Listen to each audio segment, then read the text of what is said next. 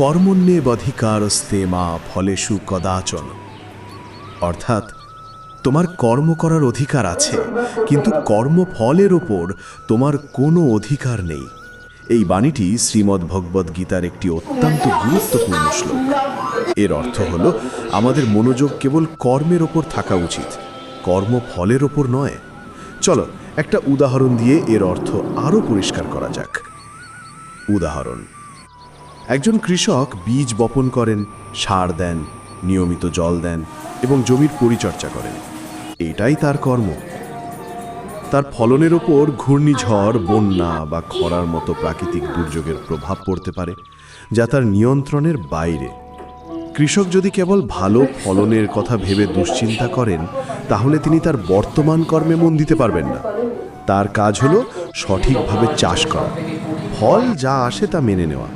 তাই ফলে